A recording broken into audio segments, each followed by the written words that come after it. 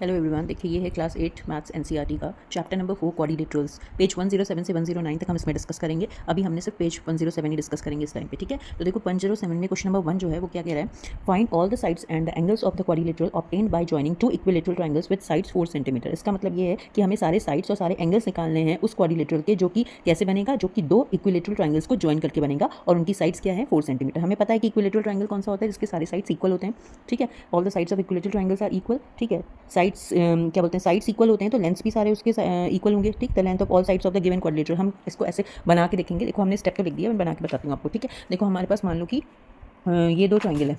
Triangle कौन से हैं, एक हमने ले लिया इस टाइप का इक्विलेटरल ट्रायंगल, ठीक है।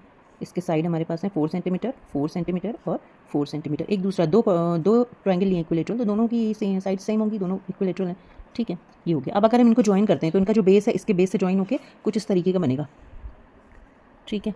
देखो कुछ इस तरीके का बनेगा, ठीक है। ये सब 4 सेंटीमीटर है, 4 सेंटीमीटर। हमने इसका बेस और उसका बेस ज्वाइन किया क्योंकि ये बोल रहे हैं कि दो इक्विलेटरल ट्रायंगल को हम ज्वाइन करेंगे तब जाके हमें वो क्वाड्रिलेटरल मिलेगा, ठीक है। साइड्स सबकी सेम है और हमें ये भी पता है कि जो इक्विलेटरल ट्रायंगल बना है इसको हम कुछ नेम दे देते हैं, मान लो PQRS, कुछ भी दे देंगे नेम, ठीक। PQRS।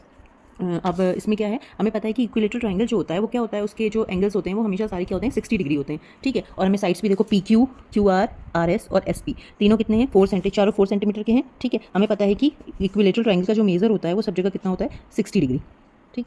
ये 60 डिग्री इसका हो गया, इसका भी क्या हो गया 60 डिग्री, ये भी 60 डिग्री, ये भी 60 डिग्री हो गया, ठीक है। एंगल P, यहाँ पे देखो हमें एंगल P और R ये दोनों तो 60 डिग्री हैं, लेकिन जो एंगल S और Q है ये किससे बना हुआ है 60 + 60, यानी कि ये कितना होगा 120 डिग्री। सिमिलरली Q भी क्या है 60 + 60, ये कितना होगा 120 डिग्री। यानी एंगल S को अगर हम अलग से निकालेंगे तो वो क्या होगा, किसका कॉम्बिनेशन है एंगल S, एंगल PSQ का, ये वाले एंगल का, ठीक है, प्लस RSQ का, ये वाले का, इन दोनों का कॉम्बिनेशन मिलकर एस बना रहा है, तो इसका 60 डिग्री और इसका 60 डिग्री ऐड अप होकर कितने हो जाएंगे हमारे पास 120 डिग्री। सिमिलरली इसमें होगा एंगल Q किस किसके एंगल से मिलकर बना हुआ है, PQR और कौन से बना हुआ है RQS, ठीक है। इससे मिलकर बनाया तो 60 और 60 दोनों मिलकर कितने हो जाएंगे 120। तो ये बन जाएगा आपका वो क्वाड्रिलेटरल जो दो इक्विलेटरल ट्रायंगल से मिलकर बना हुआ है, जिसकी बात क्वेश्चन में कर रहे थे, ठीक है। अब आते हैं क्वेश्चन नंबर 2 में। क्वेश्चन 2 में हमें क्या करना है, एक काइट कंस्ट्रक्ट करनी है हुज डायगोनल्स, जिसके डायगोनल्स की लेंथ क्या होगी 6 सेंटीमीटर और 8 सेंटीमीटर, ठीक है। एक काइट कंस्ट्रक्ट करनी है जिसके डायगोनल्स की जो हमारी लेंथ है वो होगी 6 सेंटीमीटर और 8 सेंटीमीटर, ठीक है। तो सबसे पहले हम इसे क्या बना लेंगे, एक लाइन सेगमेंट बना लेंगे। एक लाइन सेगमेंट हमें बना लिया, उसका नाम हमने दे दिया AC। ये जो लाइन सेंटीमीटर है ये हमारा 6 सेंटीमीटर का होगा, क्योंकि एक 6 सेंटीमीटर बोला है और दूसरा 8 सेंटीमीटर बोला है। तो ये जो हमने लाइन बनाई है लाइन सेगमेंट, ये कितनी की है 6 सेंटीमीटर की,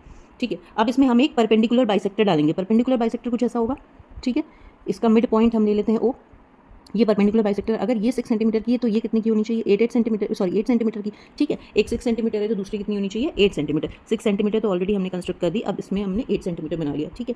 विद सेंटर O, इस सेंटर से हमें क्या करना है, एक आर्क कट करना है। आर्क मतलब कंपास में हम कितना, ये पूरा 8 है तो इसका हाफ अप ले लेंगे 4 और 4, तो कंपास से 4 सेंटीमीटर नाप के आप क्या करोगे, यहाँ पे एक आर्क कट कर दोगे। सिमिलरली कंपास से 4 सेंटीमीटर मिला के यहाँ पे एक आर्क कट कर लोगे 4 सेंटीमीटर का, ठीक है। उसके बाद आपको कुछ नहीं करना है, ये सब लाइंस को क्या कर देना है, ज्वाइन कर देना है। तो हमारा क्या बन जाएगी, काइट बन जाएगी जिसकी दो डायगोनल्स हैं, एक 6 सेंटीमीटर की और एक 8 सेंटीमीटर की। यही सब जो मैंने बोला आपसे वही स्टेप में आपको लिखना है, क्योंकि स्टेप लिखने जरूरी होते हैं इसमें। स्टेप लिखेंगे तब जाके कंस्ट्रक्शन करेंगे तो ही आपको मार्क्स मिलेंगे, ठीक है। लाइन सेगमेंट देखो, सबसे पहले हमने AC बनाई 6 सेंटीमीटर की, उसके बाद हमने उसमें एक परपेंडिकुलर बाइसेक्टर डाल दिया और बीच का जो मिड पॉइंट है वो हमने ले लिया O, ठीक है। सेंटर O से हमने रेडियस 4 सेंटीमीटर का एक आर्क कट किया, फिर यहाँ पे भी सिमिलरली एक आर्क कट किया। इस पॉइंट को हमने क्या मान लिया, मान लो D मान लो, ठीक है। ये मान लो C, अच्छा AC मान लेना, B और D मान लेते हैं, ठीक, B और D। और फिर सेम यहाँ से आप यहाँ कट करोगे D पॉइंट पे, एक आगे यहाँ कट करोगे B पॉइंट पे, ठीक है। तो ABCD आप जहाँ कट किया आपने, फिर सारे पॉइंट्स को ज्वाइन कर देंगे AB BC CD और DA को। तो ABCD जो आपको मिली ये है आपकी वो काइट जो आपसे क्वेश्चन में पूछा गया, ठीक है। अब आते हैं क्वेश्चन नंबर 3 में। क्वेश्चन 3 देखो, पेज नंबर 107 का ये है क्वेश्चन नंबर 3। हमें क्या करना है, इसमें रिमेनिंग एंगल्स निकालने हैं इन द फॉलोइंग ट्रेपेजियम, ठीक है। ट्रेपेजियम दिए हुए हैं, इनके एंगल्स निकालने हैं हमें, ठीक। ट्रेपेजियम में देखो, पहला वाला ट्रेपेजियम देखो, AB जो है ये पैरेलल है CD के, ठीक है। और AD क्या है, एक ट्रांसवर्सल। ट्रांसवर्सल क्या होती है, वो लाइन जो दो पॉइंट्स को क्या करती है, कट करती है अलग अलग इन्फाइनाइट पॉइंट्स पे, ठीक है। तो ये जो ट्रांसवर्सल है ये क्या है, AD है यहाँ पे ट्रांसवर्सल, ठीक। जहाँ पे ट्रांसवर्सल होता है ट्रेपेजियम में वो दोनों का सम क्या होता है 180 डिग्री होता है। तो एक 135 है तो दूसरा हम क्या कर लेंगे, मान लो x ले लेते हैं। x नहीं भी लेंगे तो मान लो एंगल D ले लेते हैं। तो वही देखो यहाँ पे angle A plus angle D is equal to 180, ठीक है। 180 है, यहाँ से एंगल A ऑलरेडी आपको दिया है 135, ये 135 यहाँ वैल्यू रखी, प्लस एंगल D आपको निकालना है इज इक्वल टू 180। 180 में से 135 माइनस करेंगे, एंगल D हमारा कितना निकल जाएगा 45 डिग्री, ठीक है। सिमिलरली हम इसमें करेंगे, ए और डी, आगे इसमें बी दिया हुआ है, आपको सी पॉइंट निकालना है। तो बी और सी का सम कितना होगा 180 डिग्री। यहाँ से 105 को 180 में से माइनस करेंगे तो हमारा आ जाएगा ये 75 डिग्री। ठीक है, ये दोनों एंगल निकल आए। अब आ जाते हैं इसमें क्या है, देखो ये पी क्यू आर एस, हमने इसमें नेमिंग नहीं की थी, हमने अपने आप से करी, ए बी सी डी इसमें कर लिया, इसमें पी क्यू आर एस कर लिया। ठीक है, अब देखो पी क्यू और एस आर आपस में क्या है, ये साइन है, इसका मतलब ये पैरेलल है, और इस साइन का मतलब क्या होता है कि इसके साइड्स बराबर हैं। ठीक है, इसका मतलब ये दोनों पैरेलल हैं और इसका मतलब ये साइड्स इसके इक्वल हैं। ठीक है, P Q is parallel to S R, P Q S R के पैरेलल है, और यहाँ पे जो ट्रांसवर्सल है वो क्या है, पी एस। ठीक है, ट्रांसवर्सल पी एस है, तो इसके अकॉर्डिंग ट्रांसवर्सल पी एस है, तो इन दोनों का सम कितना होगा 180 डिग्री, यानी कि 100 plus angle P is equals to 180 degree. 180 में से 100 को जब हम माइनस करेंगे तो हमारे पास आंसर कितना आएगा 80 डिग्री। ठीक है, तो यह बन गया हमारा 80 डिग्री। ठीक, अब इसमें भी सेम ऐसे ही होगा। ठीक है, देखो पी क्यू और एस आर पैरेलल है, और यहाँ पे जैसे पी एस था ट्रांसवर्सल, यहाँ पे क्या होगा क्यू आर है ट्रांसवर्सल, तो angle Q plus angle R बराबर 180 डिग्री होगा। ठीक है, एंगल क्यू देखो, अच्छा ये 100 है तो ये भी 100 होगा। क्यों होगा ऐसा, क्योंकि ये क्या है, इसमें जो sum of the angles on same side of the transversal. ठीक है, एंगल पी और एंगल एस की जैसे वैल्यू इक्वल टू 180 डिग्री हुई थी, तो sum of the angles on same side of transversal, same side transversal के सेम साइड में जो एंगल्स का सम होता है वो 180 डिग्री के इक्वल होता है, और angle opposite to equal sides भी इक्वल होते हैं, इसीलिए जो है ये 100 होगा, ये अपोजिट है, ये भी 100 होगा। 100 plus R is equal to 180, यहाँ से 180 माइनस 100 करेंगे तो हमारे पास 80 डिग्री आ जाएगा। ठीक है, आ गया, ये सबका सारे साइड्स हमने लिख लिए। ठीक है, अब देखो क्वेश्चन नंबर 4, देखो draw a Venn diagram showing the set of parallelograms, kites, rhombus, rectangles and square, then answer the following question. ठीक है, एक वेन डायग्राम बनाना है आपको। वेन डायग्राम क्या होता है, मतलब कि आपको वेन डायग्राम में क्या क्या बनाना है, पैरेललोग्राम, काइट, रोम्बस, रेक्टेंगल और स्क्वायर, मतलब इनमें ऐसा, इन चारों में कुछ ऐसा होगा जिसमें दो में से, जैसे मान लो पैरेललोग्राम है, मान लो पैरेललोग्राम और काइट की प्रॉपर्टी सेम है, तो पैरेललोग्राम और काइट जिसकी प्रॉपर्टी सेम होगी वो एक ही वन डायग्राम में आएंगे। जैसे मान लो हमने सबसे पहले कंस्ट्रक्ट कर लिया ये एक, मान लो ये हमने ले लिया एक पैरेललोग्राम।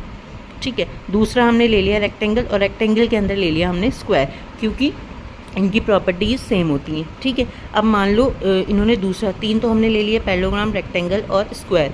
अब इन्होंने बोला है आपको काइट और रोम्बस, तो चलो यहाँ पे हमने रोम्बस इसलिए बनाया क्योंकि रोम्बस में पैरेललोग्राम और रेक्टेंगल की जो है प्रॉपर्टीज़ होती हैं कुछ। ठीक है, और हमने ये जो है ये काइट ले लिया, ये काइट है।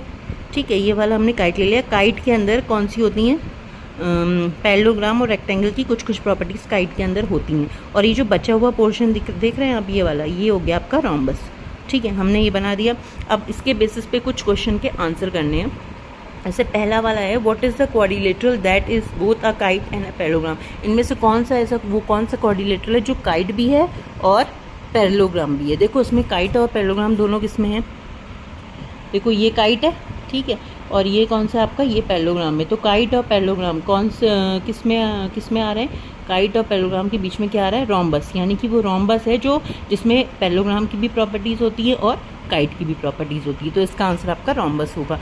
सेकेंड देखो, can there be a quadrilateral that is both a kite and a rectangle, क्या कोई एक ऐसा क्वाड्रिलेटरल है जो काइट भी है और रेक्टेंगल भी है।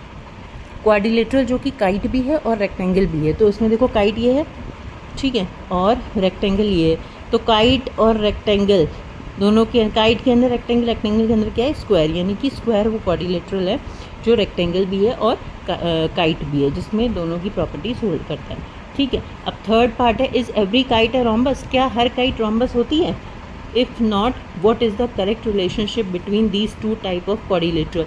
Is every kite a rhombus, no, हर काइट रोम्बस नहीं हो सकती। रोम्बस की प्रॉपर्टीज़ काइट होल्ड कर सकता है, बट काइट रोम्बस की हर प्रॉपर्टी नहीं होती। जैसे कि आप आंसर में इसको लिख लोगे कि देखो, know every kite is not a rhombus, her kite rhombus नहीं होती।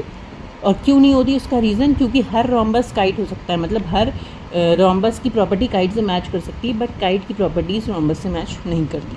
ठीक है, ये इसका आंसर हो जाएगा। अब देखो क्वेश्चन नंबर 5, पेज नंबर 107 का लास्ट क्वेश्चन है, क्वेश्चन नंबर 5। ठीक है, इसमें दो रेक्टेंगल दिए गए हैं आपको, PAIR पेयर और RODS। ठीक, ये देखो PAIR पेयर और RODS, इसमें से एंगल ORI दिया है 30 डिग्री का, PR की साइड 5 सेंटीमीटर, ये भी 5 सेंटीमीटर है। अब आपको निकालना क्या है इसमें, एंगल IOD मतलब कौन सा एंगल निकालना है, ये वाला। ठीक है, IOD में ये वाला एंगल निकालना है। तो अब देखो, पहले तो RIO 30 डिग्री दिया है, ठीक, ये 30 डिग्री है। अगर मान लो ये 30 डिग्री है और ये तुम्हारा कितना है 90 डिग्री, रेक्टेंगल तो 90 डिग्री होगा, ठीक। अगर हम एंगल सम प्रॉपर्टी से करेंगे तो 90 + 30 कितना हुआ 120, और 120 में से 180 माइनस करेंगे तो ये कितना निकल आएगा 60, ठीक है ना, निकल आया 60। कौन सा एंगल निकल के आया 60, IOR, ठीक है। इसमें हमने क्या लगाया है इस ट्रायंगल में, IRO में क्या लगाया हमने, एंगल सम प्रॉपर्टी, जिसमें 30 डिग्री हमें दिया हुआ था, 90 डिग्री ये ऑलरेडी है, और यहाँ से 90 + 30 120 किया, 120 180 से माइनस कर लिया एंगल सम प्रॉपर्टी से, तो हमारा ये आ गया 60 डिग्री, ठीक है। अब ये देखो तुम RODS है तो रेक्टेंगल, यानी ये पूरा 90 डिग्री है, 90 डिग्री है ना, तो इसमें से 90 में से 60 हमने ऑलरेडी निकाल लिया, तो 90 में से 60 माइनस कर दोगे तो ये वाला आ जाएगा जो हमसे पूछा गया है, यानी 90 - 60 क्या हो गया 30, यानी कि ये एंगल जो आपसे पूछा गया है IOD वो हो जाएगा 30 डिग्री का, ठीक है। इसे आप रिटन फॉर्म में इस तरीके से लिख सकते हो, पेयर और RODS 2 रेक्टेंगल्स दिए हैं, एंगल RIO आपको 30 डिग्री दिया है, ट्राइंगल RIO में आपने एंगल सम प्रॉपर्टी का यूज़ किया, ठीक है, एंगल सम प्रॉपर्टी का आपने इसमें यूज़ किया, तो आया एंगल IRO, यानी कि IRO + IOR + RIO, तीनों को ऐड करके = 180 डिग्री हुआ, जिसमें से 2 दिए गए थे 30 और 90, जिससे मैंने बताया था आपको 30 और 90, सम होगा 120 180 से माइनस करेंगे 60 आएगा। फिर बताया था मैंने आपको ये जो O है ये पूरा 90 है, 90 में से बचा हुआ पार्ट माइनस कर लो तो आपको ये वाला एंगल आ जाएगा, यानी 90 में से 60 आपने माइनस किया तो आपका आंसर आ गया 30, ठीक है। ये हो गया आपके पेज नंबर 107 के 5 क्वेश्चंस। अब पेज नंबर 108 और 109 हम बाद में डिस्कस करेंगे, ठीक है। नेक्स्ट वीडियो वही आएगी, तब तक के लिए आप इसको समझो, उसमें कोई भी प्रॉब्लम होती है किसी क्वेश्चन में फिर से आप पूछ सकते हो कमेंट करके, okay. Thank you so much for watching.